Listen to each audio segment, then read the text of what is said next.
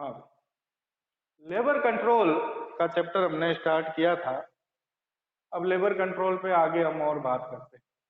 कल मैंने आपको आइडल टाइम के बारे में बताया था। आइडल टाइम नॉर्मल भी हो सकता है, एबनॉर्मल भी हो सकता है, कंट्रोलेबल भी हो सकता है और नॉन कंट्रोलेबल भी। अब आगे बात करते हैं लेबर कंट्रोल के बारे में। एक वर्ड आता है आपके पास में, ओवर टाइम,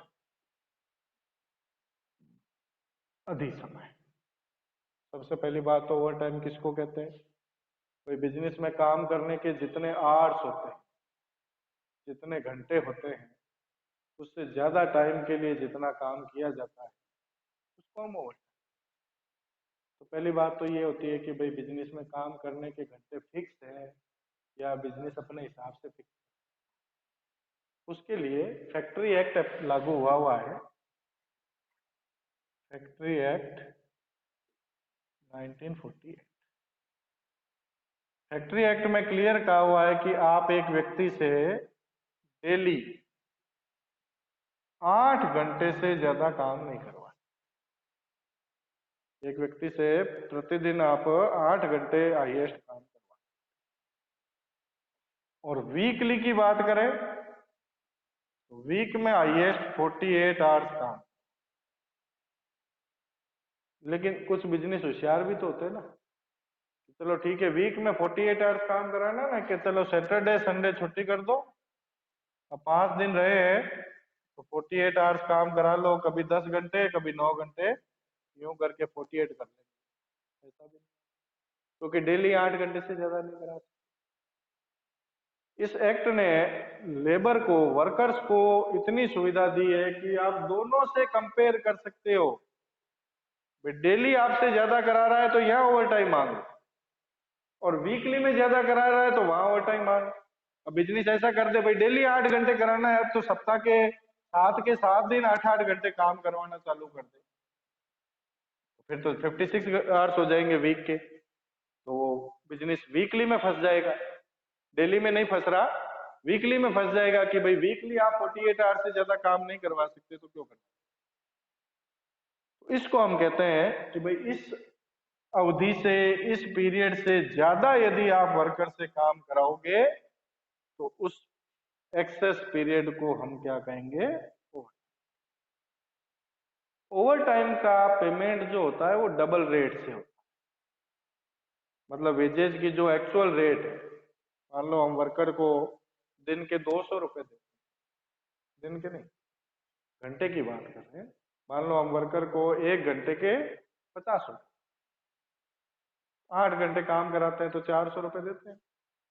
लेकिन आप उनसे चाहो तो 10 घंटे, 12 घंटे यदि काम कराते हो, तो 8 घंटे से ऊपर जितना आप उससे काम, तो आपको डबल रेट से 50 रुपए 1 घंटे के दे रहे थे ना, अब आपको 100 रुपए 1 घंटे की रेट से पेमेंट।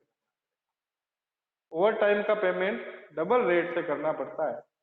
लेकिन फैक्ट्री एक्ट में बिजनेसमैन को भी थोड़ी सी सुविधा दे दी है, थोड़ा सा फ्लेक्सिबल हो गया। फैक्ट्री एक्ट ने ये कहा कि आप 8 घंटे तक तो दिन में नॉर्मल काम करवाएं, यदि जरूरत पड़े तो 1 घंटे एक्स्ट्रा और काम करवा। हालांकि ये जो 1 घंटे एक्स्ट्रा काम करा रहे हो इसको कहेंगे तो ओवर टाइम ही, लेकिन इसका पेमेंट डबल रेट से नहीं होगा, सिंगल रेट से कर सकते। लेकिन यदि इससे भी ज्यादा काम कराया, किसी से 9 घंटे से भी ज्यादा काम कराया, तो फिर आपको डबल रेट से पेमेंट करना पड़ेगा। लेकिन साथ में वर्कर्स के फेवर में ये भी बात रख दी कि भाई वीक में 48 आवर्स से ज्यादा नहीं होना चाहिए। आज आपने 1 घंटा ज्यादा करा लिया तो कल 1 घंटा कम करवा लो उससे। ऐसे नहीं कि आपने तो रोज का काम बना लिया कि भाई फैक्ट्री एक्ट ही कह रहा है तो 1 घंटा रोज एक्स्ट्रा करा लो, डबल तो देना नहीं पड़ेगा। वो आपने पहले दिन 9 घंटे काम करा लिया, सिंगल रेट से पेमेंट कर सकते हो आप, कोई दिक्कत नहीं है, डबल देने की जरूरत नहीं है। दूसरे दिन 8 घंटे करा लिया, तीसरे दिन 8 घंटे करा लिया, चौथे दिन 7 घंटे करा लिया, 1 घंटे वहां कम कर दिया। पूरे वीक में 48 आवर्स से यदि 1 घंटा भी ज्यादा हो गया ना, तो वो 1 घंटा डबल की रेट में काउंट हो जाएगा। तो यहाँ पे जैसे मैंने आपको बताया कि मान लो एक दिन 9 घंटे काम करा लिया, और बाकी 5 दिन आप वर्कर से 8-8 घंटे काम करा लेते हो, तो आपके टोटल आवर्स तो 49 हो गए ना। टोटल आवर्स यदि 49 हो गए तो आपका 1 घंटा ओवर टाइम डबल वाला गिना जाएगा, फिर सिंगल वाला गिना, क्योंकि फैक्ट्री एक्ट ये कहता है कि वर्कर को आप डेली के हिसाब से और वीकली के हिसाब से, दोनों के हिसाब से वेजेज काउंट करो, और दोनों के हिसाब से जो वेजेज ज्यादा आएगी उस वेजेज का पेमेंट आपको वर्कर को करना, जो ज्यादा आएगी। तो ज्यादा तो कौन सी आएगी, आप भी समझते हो, यहाँ 1-1 घंटे एक्स्ट्रा कराता जाएगा तो ज्यादा नहीं आएगी, लेकिन वीक में 48 से ज्यादा होते ही ज्यादा। अच्छा, इसमें एक और क्लॉज हो सकता है कि मान लो जो बिजनेस है जिन्होंने अपना सैटरडे हाफ डे डिक्लेयर किया हुआ होता है कि भाई हमारा सैटरडे हमेशा हाफ डे ही होगा, है ना, तो फिर सैटरडे के 4 घंटे ही नॉर्मल होते हैं उनके, और उनके लिए जो वीकली वाली कंडीशन है ना, ये 44 आवर्स की होती है। आप ऐसा नहीं कर सकते कि सैटरडे को 4 घंटे कम कराया और बाकी दिन 1-1 घंटे 4 घंटे ज्यादा। ऐसा एक वीक कोई हो जाए ठीक है, 2 वीक हो जाए, परमानेंट नेचर नहीं होना। आपने परमानेंटली ये काम कर लिया कि वीक के 4 दिन तो 1-1 घंटा एक्स्ट्रा करा रहे हो और सैटरडे को 4 घंटे कम करा रहे हो, परमानेंट कर लिया, तो फिर इसका मतलब ये हो जाएगा कि आपका बिजनेस इसी कैटेगरी पे चल रहा है कि सैटरडे हमारा हाफ डे ही होता है, हाफ डे होता है, फिर ये काम नहीं। तो ये फैक्ट्री एक्ट जो है वो एम्प्लॉयज के फेवर में बना हुआ है, और ओवर टाइम के लिए ये सब बातें। अब बात करते हैं कि भाई मान लो चलो हमने ओवर टाइम करवाई, अब ओवर टाइम के खर्चे को, जो एक्स्ट्रा खर्चा लग रहा है हमारा, उसको काउंट कहाँ। तो ओवर टाइम के खर्चे को दो तरह से ट्रीट किया जाए। एक तो आप चाहो तो अपने ओवर टाइम के खर्चे को फैक्ट्री ओवरहेड मान, फैक्ट्री ओवरहेड कब मानेंगे, जब आपने ओवर टाइम क्यों कराया है उसका रीजन मालूम। मान लो आपने ओवर टाइम कराया क्योंकि आपके ऊपर काम का ज्यादा बर्डन है,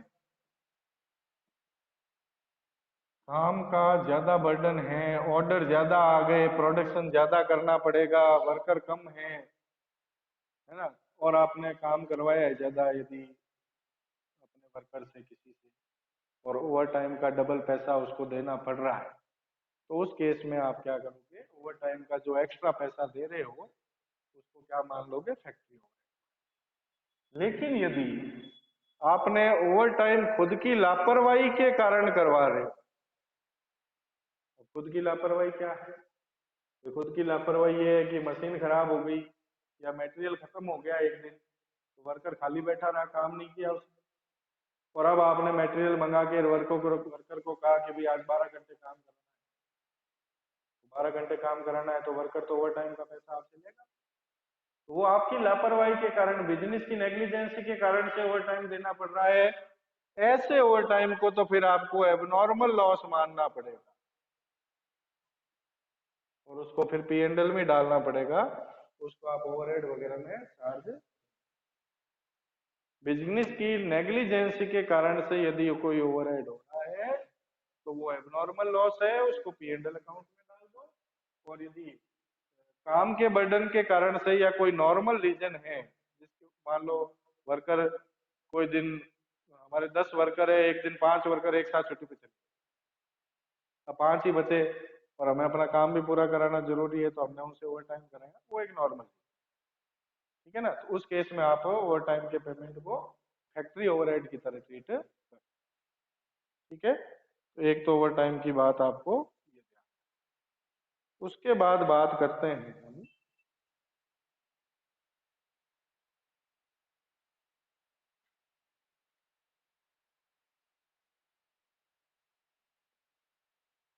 लेबर टर्नओवर की।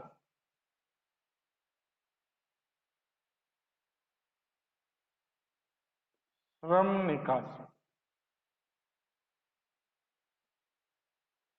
लेबर टर्नओवर क्या है। श्रमिक जो वर्कर्स है हमारे, वो बिजनेस में यदि आते जाते रहेंगे, आते जाते का मतलब छुट्टी होने के बाद जाएंगे, दूसरे दिन सुबह आएंगे, ऐसे नहीं, बिजनेस छोड़ के चले गए या हमने किसी को निकाल दिया, और फिर नयों को ले लिया। तो ये जो बिजनेस से वर्कर्स का छोड़ना, फिर नए वर्कर्स रिक्रूट करना, ये जो प्रोसीजर होता है, इसको हम कहते हैं लेबर का टर्नओवर। जितना ज्यादा लेबर का टर्नओवर होगा वो बिजनेस उतना ही नुकसान में रहेगा।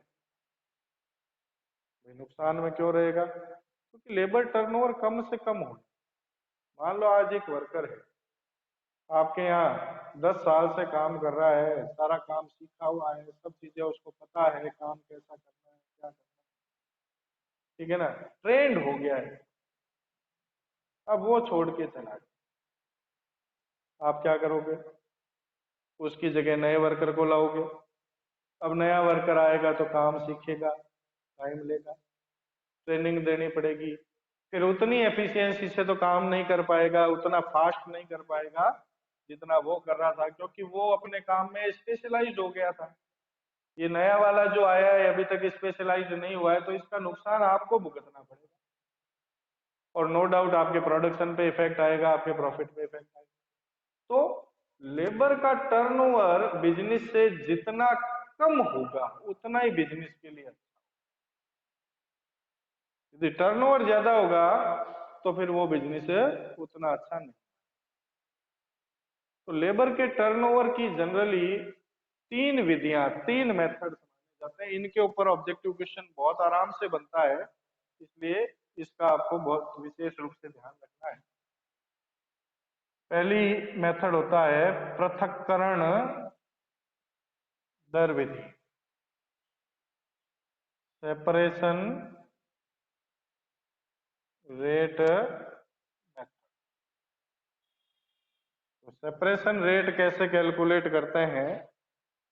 तो सेपरेशन रेट कैलकुलेट करेंगे प्रतिशत में, परसेंटेज में। उसका फॉर्मूला लगाएंगे नंबर ऑफ वर्कर्स सेपरेटेड। जितने वर्कर्स को हमने सेपरेटेड कर दिया है, सेपरेटेड का मतलब या तो वो हमें छोड़ के चले गए हैं या हमने उनको निकाल दिया है, दोनों ही केस इसमें काउंट हो।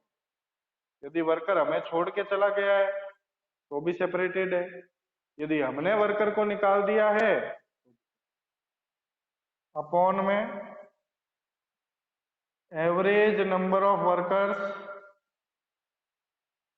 मल्टीप्लाई 100। ये होता है सेपरेशन रेट मेथड, पृथक्करण दर। सेकेंड नंबर पे रिप्लेसमेंट, हिंदी में कहते हैं स्थानापन्न दर विधि, replacement rate method. Replacement rate method में क्या होगा? परसेंटेज निकालोगे आप, तो number of workers replaced, number of workers replaced upon average number of workers multiply. अब ये रिप्लेस्ड वर्ड का मतलब क्या है, ये भी बहुत ध्यान रखने की बात है। जैसे मान लो हमारे पहली बात तो एवरेज नंबर ऑफ वर्कर कैसे कैलकुलेट करेंगे? तो एवरेज नंबर ऑफ वर्कर मतलब साल के ओपनिंग में, साल के लिए कर रहे हो तो साल के, महीने के लिए कर रहे हो तो महीने के, ओपनिंग में कितने वर्कर थे प्लस क्लोजिंग में कितने वर्कर थे, और 2 से डिवाइड कर देंगे तो एवरेज नंबर ऑफ वर्कर आ जाएंगे। यदि आप महीने के लिए कैलकुलेशन कर रहे हो तो महीने का ओपनिंग क्लोजिंग ले लेना है, यदि आप साल भर के लिए कैलकुलेशन कर रहे हो तो साल भर का ओपनिंग क्लोजिंग, वो तो कोई दिक्कत नहीं। अब यहाँ नंबर ऑफ वर्कर सेपरेटेड, मान लो 20 वर्कर हमें छोड़ के चले गए, 30 वर्कर को हमने निकाल दिया, तो टोटल सेपरेटेड वर्कर कितने हैं? 50। इन 50 के बदले में हमने नए वर्कर रखे 40। 50 के बदले में, इनके बदले में नए कितने रखे हैं? 40, और प्लस 20 वर्कर एक्स्ट्रा और रखे हैं, न्यू रिक्रूटमेंट है, क्योंकि हमने अपने बिजनेस का एक्सपेंशन किया है, विस्तार किया है, इसलिए हमें नए आदमी और रखने थे, तो 20 आदमी नए। तो टोटल 60 आदमी नए रखे हमने। गए कितने हमारे पास से? 50। आए कितने? 60। तो नंबर ऑफ रिप्लेस्ड पर्सन कितने हुए बताओ?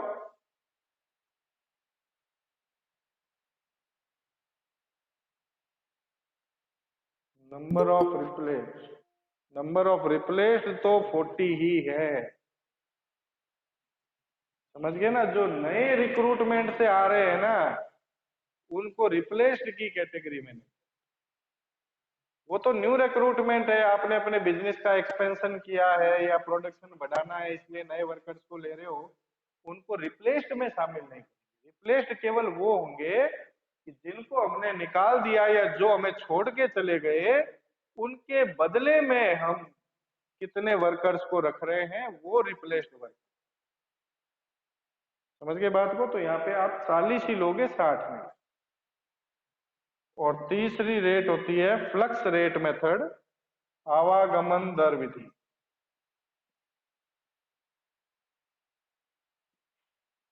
Flux rate, flux rate method में इन दोनों रेट को जोड़ देते हैं। तो फॉर्मूला क्या बन जाएगा? नंबर ऑफ वर्कर्स सेपरेटेड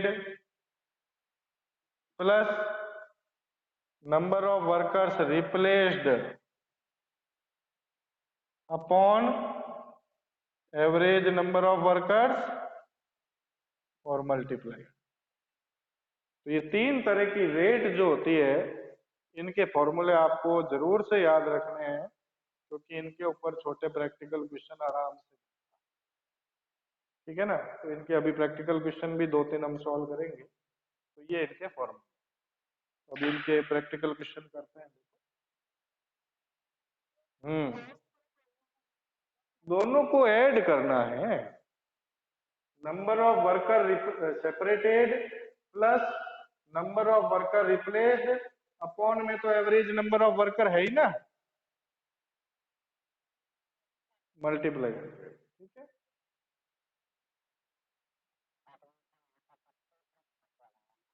हाँ, 50 प्लस 40 होगा, बिल्कुल सही है।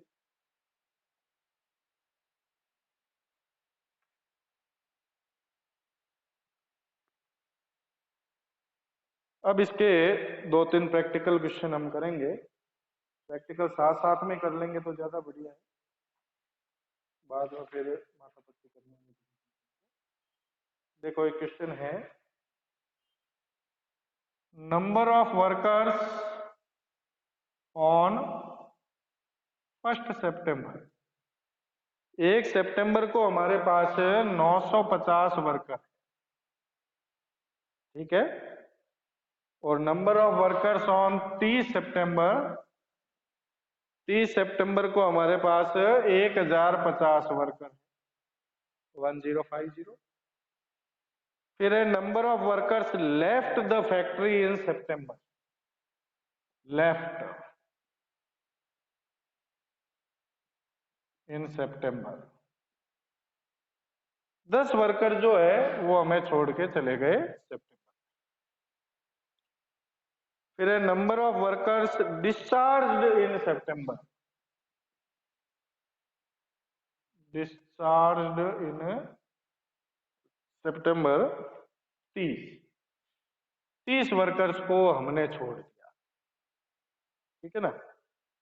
फिर है number of workers recruited in September, number of workers recruited in September 140, bracket में लिख दिया, out of which 120 are due to expansion of business. इनमें से 120 जो है वो बिजनेस के एक्सपेंशन के कारण से रखे। पूरा केस क्लियर है? देखो, सबसे पहले तो हम क्या करेंगे, एवरेज नंबर ऑफ वर्कर्स से calculate. Average number of workers is equal to opening plus closing divide by 2। Opening worker है अपने 950, क्लोजिंग है 1050। 950 प्लस 1050 डिवाइड बाई 2, तो 1000 वर्कर जो है ये एवरेज नंबर ऑफ वर्कर्स हो। अब अपने को तीनों तरह की रेट निकालनी है। तो सबसे पहले सेपरेशन रेट। सेपरेशन रेट का फॉर्मूला आपको बताया था मैंने, number of workers separated upon average number of workers multiply 100। तो number of workers separated, separated कितने हैं? सेपरेटेड में जो हमें छोड़ के चले गए वो भी आ जाएंगे, और जो हमने डिस्चार्ज कर दिए वो भी आ जाएंगे। 10 plus 30, number of worker separated है 10 प्लस 30, अपॉन में एवरेज नंबर ऑफ वर्कर कितने अपने 1000 मल्टीप्लाई 100। तो सेपरेशन रेट जो है वो आ गई अपनी 4%। इसी तरह से रिप्लेसमेंट रेट कैलकुलेट करनी है। तो 2 number replacement rate, number of workers replaced upon average number of workers multiply 100। तो नंबर ऑफ वर्कर रिप्लेस्ड, तो देखो नए वर्कर हमने 140 140 लिए हैं, जिसमें से 120 तो बिजनेस एक्सपेंशन के कारण से लिए। तो इसका मतलब हमने इन 40 के बदले में केवल 20 को ही रिप्लेस, केवल कितने को रिप्लेस किया है? 20 को। तो फिर 20 upon average number of workers है 1000 और मल्टीप्लाई 100, ये हो गए 2%। और 3 नंबर में फ्लक्स रेट, फ्लक्स में दोनों को जोड़ दो सीधे ही भले रेट को, और फॉर्मूला लगाओगे तो 40 प्लस 20 60 हो जाएंगे, 40 प्लस 20, और अपॉन में तो 1000 रहेगा ही, मल्टीप्लाई 100 तो 6%। तो इस तरह से फ्लक्स रेट भी कैलकुलेट। ठीक है, एक दो और देखते हैं।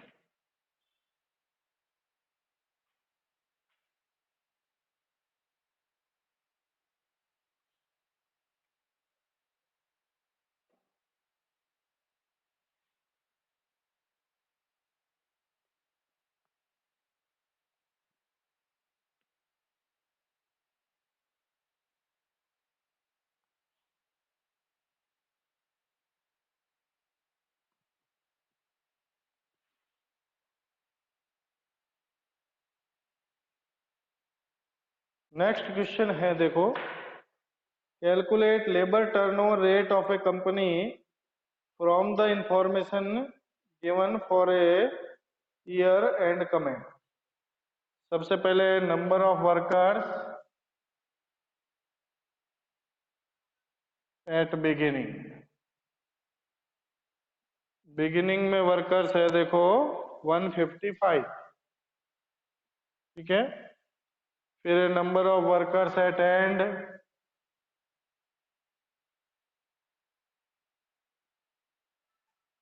साल के एंड में वर्कर है 185, ठीक है। फिर है number of workers resigned,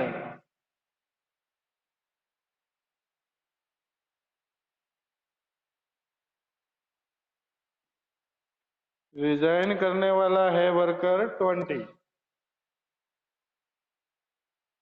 number of workers discharged,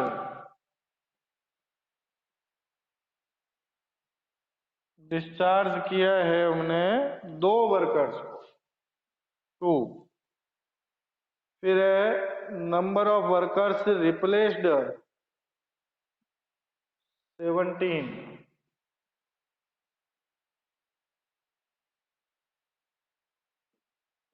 simple सा ही क्वेश्चन है। और फिर है एडिशनल वर्कर्स एम्प्लॉयड।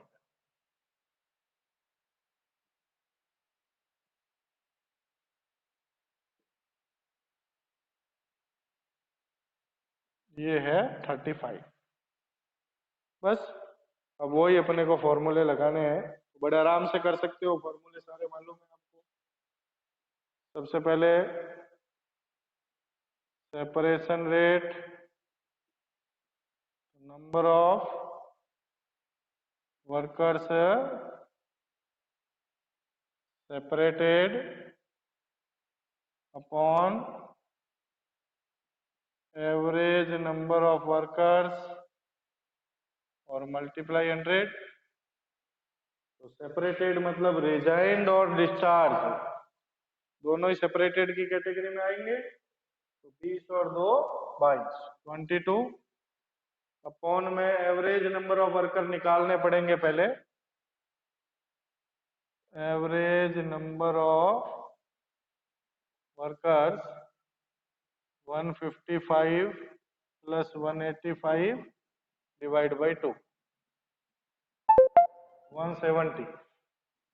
तो 22 अपॉन 170 मल्टीप्लाई 100। तो इनकी परसेंटेज कितनी आ जाएगी? 13% आ रही है क्या? लगभग 13% ही आएगी। उसके बाद replacement rate, number of workers replaced upon average number of workers multiply 100। तो इस बार तो रिप्लेस्ड क्लियर गिवन है, देखो 17 है, क्लियरली गिवन है। 17 अपॉन 170 मल्टीप्लाई 10% हो गया। थर्ड नंबर फ्लक्स रेट, दोनों को जोड़ देंगे, 22 ये है और 17 ये, अपॉन में 170 मल्टीप्लाई 100, तो 23। तो सिंपल सी बात है, इसमें कोई खास बात है नहीं। अब देखो कई बार क्या होता है, इसमें मिसिंग फिगर भी आ जाता है। जैसे मान लो रेट आपको दे दी और कोई मिसिंग फिगर निकालना हो, तो वो भी हम निकाल सकते हैं आराम से, कोई दिक्कत नहीं। यदि हमें फॉर्मूला मालूम है तो चाहे कोई भी मिसिंग फिगर आ जाए, कहाँ दिक्कत है, आराम आराम से हम कर सकते हैं। तो ये क्वेश्चन मिसिंग फिगर का आपको बताता हूँ।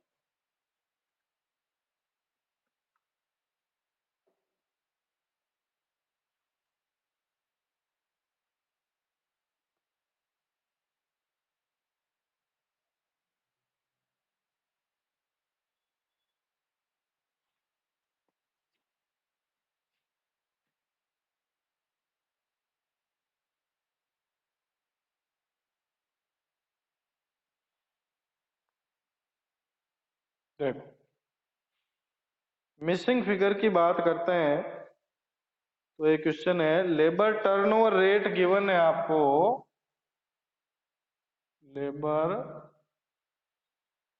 टर्नओवर रेट ये तो गिवन है 25%, 25%।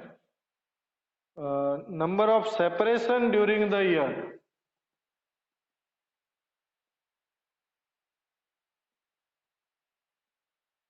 Number of separation during the year 50। फिर कह रहा है end of the worker are 100 in excess as compare to beginning of the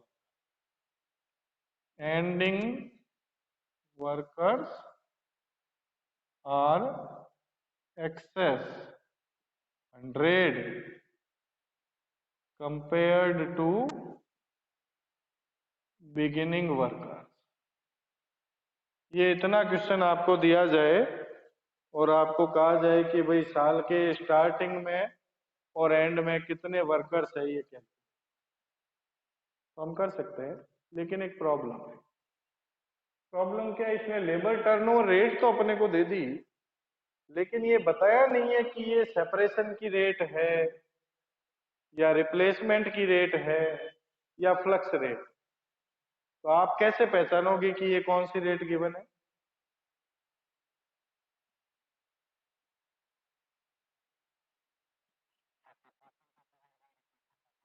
बिल्कुल सही बात है। जब आपको फिगर सेपरेशन का दे रखा है तो और तो कोई तरीका ही नहीं है सॉल्व करने का, जो फिगर दे रखा होगा रेट भी उसी की होगी, ठीक है ना। तो सेपरेशन का फॉर्मूला लगाएंगे, तो labour turnover rate is equal to number of separation upon average number of workers multiply 100।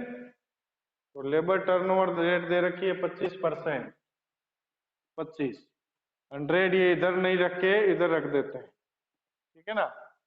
Number of separation है 50 और ये एवरेज नंबर ऑफ वर्कर्स हो गए, तो 25 average number of workers is equal to 5000, average number of workers is equal to 5000 upon 25, कितने आ जाएंगे?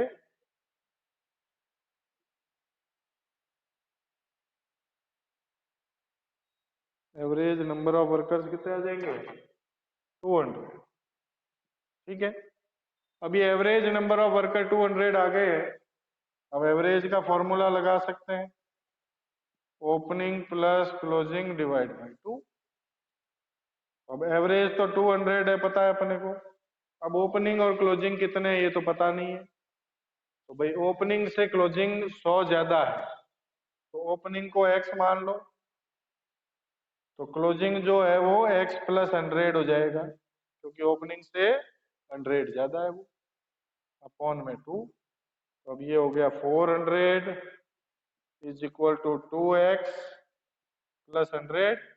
400 में से 100 माइनस करेंगे तो 300 is equal to 2x, x is equal to 300 upon 2, 150।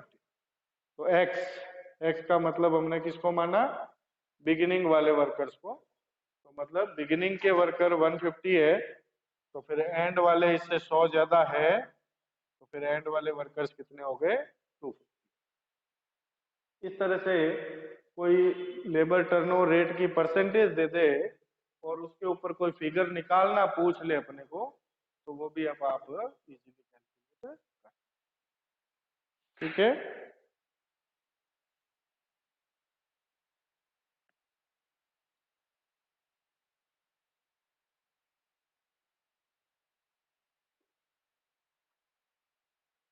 इसके बाद देखो हम बात करते हैं, एक होता है टाइम एंड मोशन स्टडी। आप सबने ये नाम सुन रखा होगा, समय एवं गति अध्याय। बता सकते हो कोई क्या होता है टाइम एंड मोशन स्टडी?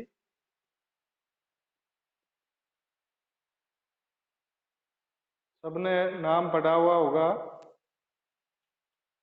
बहुत इंपॉर्टेंट पॉइंट है ये लेबर के चैप्टर का।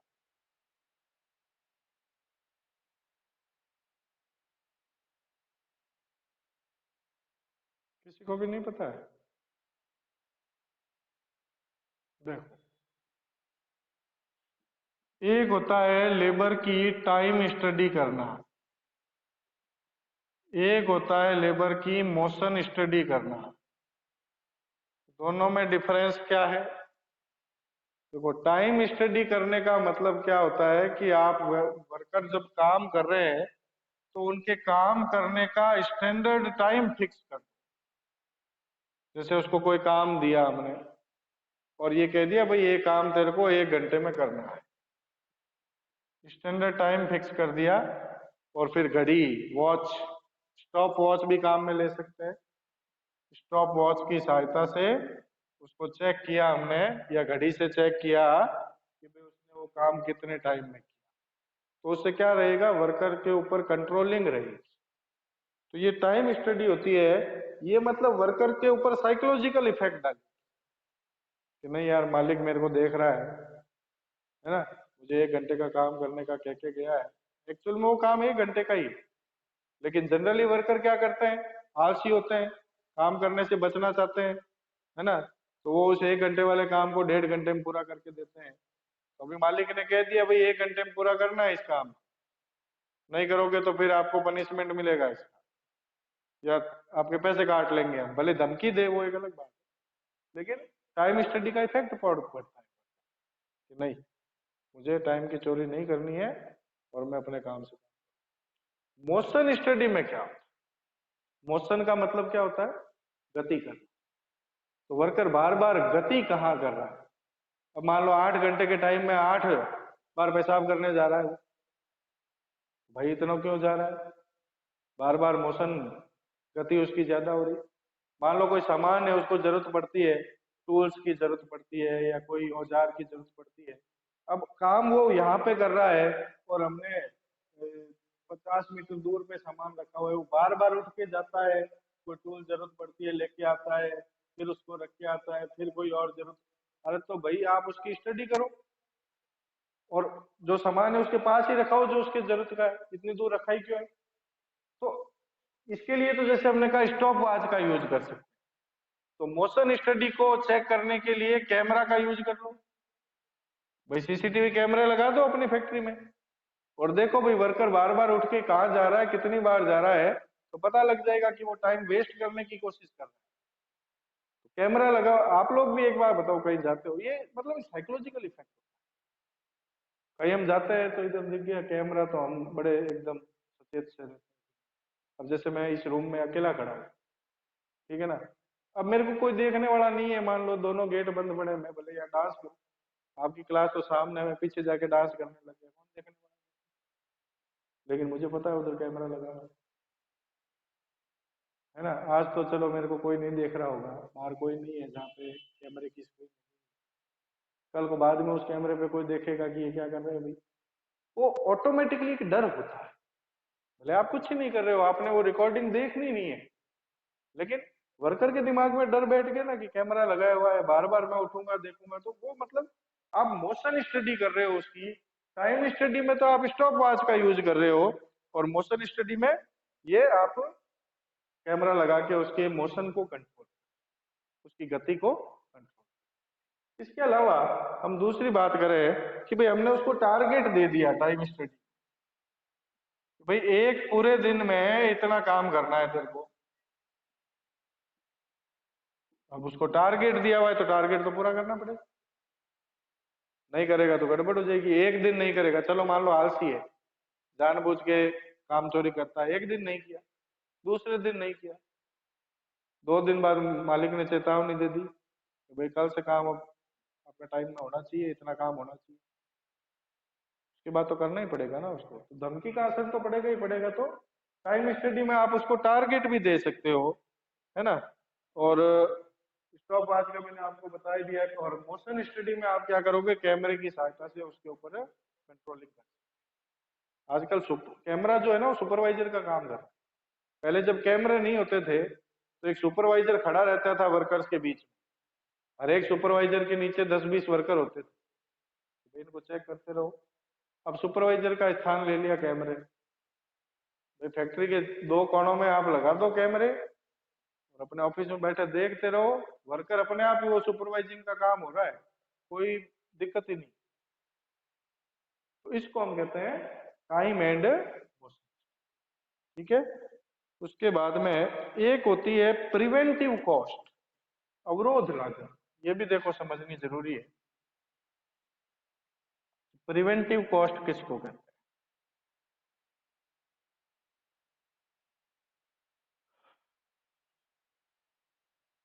अवरोध, प्रिवेंटिव, प्रिवेंटिव कॉस्ट में क्या होता है, आप वर्कर्स को फैसिलिटीज देते हो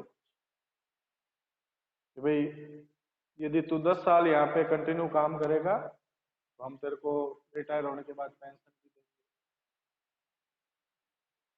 तो या 10 साल कंटिन्यू काम करेगा तो फिर हम तेरे को ग्रेचुइटी का पैसा भी देंगे, है ना। और ज्यादा काम करेगा, मन लगा के काम करेगा तो हम तुम्हारे को ये फैसिलिटी देंगे, ये फैसिलिटी देंगे, मकान की सुविधा देंगे। कई तरह के प्रलोभन। प्रलोभन क्यों दिए जाते हैं, उसका एक ही कारण होता है, यदि अच्छा वर्कर है, काम अच्छा कर रहा है, छोड़ के नहीं जाए। क्योंकि वो छोड़ के जाएगा और उसके बदले में दूसरा आएगा, तो दूसरा आएगा, उसकी रिप्लेसमेंट कॉस्ट हमारे लिए बहुत ज्यादा होगी। इससे अच्छा तो भले आप प्रिवेंटिव कॉस्ट दे दो, वो ज्यादा बेटर है। क्योंकि दूसरा आएगा, उसको ट्रेनिंग देने का खर्चा, फिर धीरे धीरे काम करेगा तो हमारे प्रोडक्शन पे इफेक्ट पड़ेगा। ठीक है ना। तो उससे अच्छा तो आप यदि जो सेट वर्कर है आपके बिजनेस में, उसको आप दूसरे बेनिफिट्स दे दो ताकि वो आपको छोड़ के नहीं जाए। तो यदि आपकी रिप्लेसमेंट कॉस्ट प्रिवेंटिव कॉस्ट से ज्यादा है, तो आप वर्कर को प्रिवेंटिव कॉस्ट के रूप में अदर बेनिफिट दे दो। वो छोड़ के नहीं जाना चाहिए, क्योंकि वो छोड़ के गया ना, तो ये रिप्लेसमेंट कॉस्ट इसके ऊपर हावी हो जाएगी, प्रिवेंटिव कॉस्ट के ऊपर, और इससे ज्यादा पड़ने लग जाएगी आप। इसलिए वर्कर आपको कभी भी छोड़ के नहीं जाए, इसके लिए आप प्रिवेंटिव कॉस्ट भुगतने के लिए तैयार। ठीक है ना। और जो अपना पर्सनल डिपार्टमेंट होता है, वो लेबर की रिपोर्ट हर सप्ताह या हर महीने तैयार करके मैनेजमेंट को दे, पूरी हिस्ट्री कि आज कितने बजे आया, क्या किया, उसकी मतलब कोई भी कमी है तो मैनेजमेंट को जाके बताए कि भाई ये इस तरह से पूरे वीक में इसने काम किया, अच्छा किया, खराब किया, पूरी जानकारी देनी चाहिए। तो मालिक को सारी चीजें पता रहेगी। मालिक एक बार कह देगा ना तो वर्कर के ऊपर इफेक्ट पड़ेगा। हाँ भाई, मालिक ने कह दिया, आप मुझे ढंग से काम। और मालिक भी सोच ले, रहने दो यार, कौन कहना अभी, बाद में कभी देखेंगे, फिर वो तो वैसे ही काम करेगा ना। कहना जरूरी है। तो ये चीजें आपको लेबर टर्नओवर और इससे रिलेटेड जो है वो, ठीक है। जो भी